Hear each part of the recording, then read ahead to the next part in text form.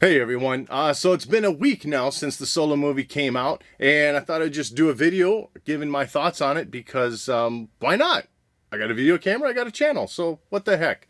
Anyways, obviously this is going to be a spoiler-filled review, not intensive review, but just giving my thoughts. But nevertheless, if you haven't seen the movie, you're probably going to hit stop, go watch the movie if you want, and then come back. And with that said, here we go. Now I have to say, I was genuinely surprised by how much I liked this movie. With all the reported problems in production, obviously we had Lord and Miller, the Lego guys, get canned from directing the movie. Then Lucasfilm brought in Ron Howard, who, I mean, come on, he's done a lot of big movies, very well-known, good, established director. So I wasn't necessarily as concerned with him at the helm now, but also the big question for me personally was Alden Ehrenreich. Can he fill the shoes of Han Solo? Am I going to be watching the movie the whole time just thinking how this is so not Han Solo? Is it going to distract me and take me out of the film? Now, certainly this isn't the first time that we've had a different actor take on a known role. We had Ewan McGregor take on Obi-Wan Kenobi for the prequels, whereas we had Alec Guinness originally cast in the role of Obi-Wan. But there was a huge time span difference from the time when we had old Obi-Wan, if you will, Alec Guinness, compared to what he was in the prequels in Episode 1. This Solo movie is taking place, 10 years prior to where we meet Han Solo in A New Hope. There's not going to be that much difference in a character, both, the manners, the style of the person. And you know what? I think they pulled this off wonderfully. I think Ron Howard did a great job with the movie. And I even think Alden Ehrenreich pulled off a pretty good Han Solo. Does he look like him? No, of course not. It's two different people.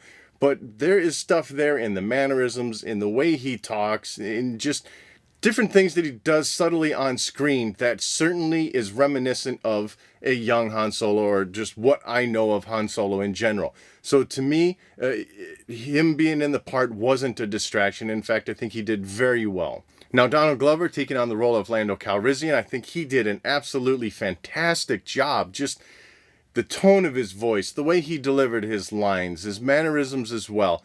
There were a few times where I just kind of thought, like, did they get Billy D to deliver these lines? Because it just sounded so much like him. Of course, they didn't do that, but nevertheless, I think Donald Glover was just fantastic as Lando. More of him in a movie, please. That was just great to see. The droid L3, it was a fun droid to see on screen. Obviously, right away, like, I heard a lot of the audio cues where it sounded like the Millennium Falcon coming out of her. And then, of course, much later in the movie, we see that they join parts of her into the Falcon. So that makes sense. And that was a neat little concept to see happen on screen. Obviously, Han Solo was, paying attention to what she was doing when she was flying, even down to like hitting herself on the head to get something to work properly. And obviously that, I think, was a throwback, or I believe it was a callback to back in the original trilogy when Han would hit the panel to get the Falcon to work. Chewbacca was Chewbacca. No disappointment there. I think the guy who was filling the shoes of Peter Mayhew in Chewbacca's costume is doing a great job.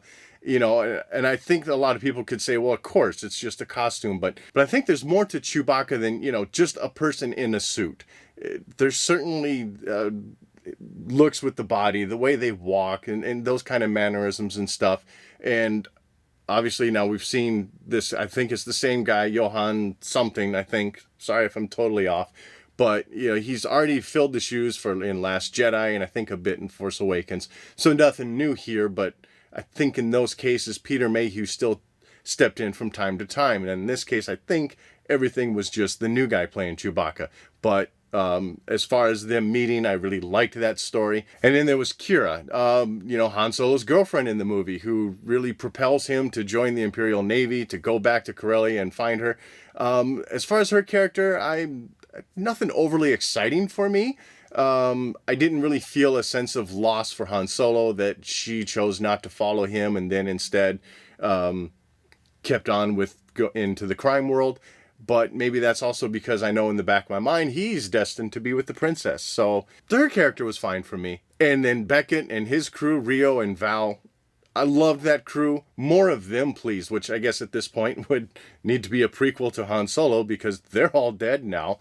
but I liked Woody Harrelson's character. Val was a fun character as well, and I really liked Rio. I liked a lot of the little one-off statements that they made, should have got Bosk.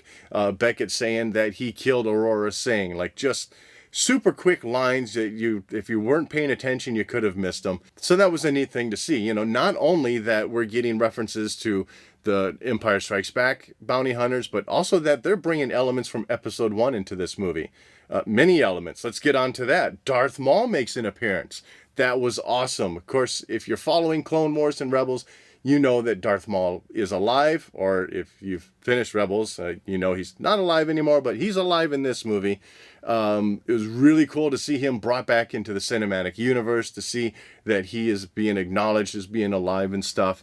Give me more of that. I'd love to see what their intentions are with bringing more of the criminal underworld into this movie, which is something else that I really liked about the Solo movie. I don't need every Star Wars movie, if we're getting one every year, I don't need them all to be, all galaxy ending encompassing or galaxy threatening movies. Like, I like seeing these little stories that are off in a corner and the criminal underworld is fine, or I want to see people struggling because of the Empire oppressing them and stuff. I want to see stuff like that. So more movies centering around this criminal underworld, that'd be fine with me. So I guess really the only thing left to be said then is the big Wookiee in the room is the fact that this movie is tanking at the box office. At the first weekend, it only pulled in 80 some million.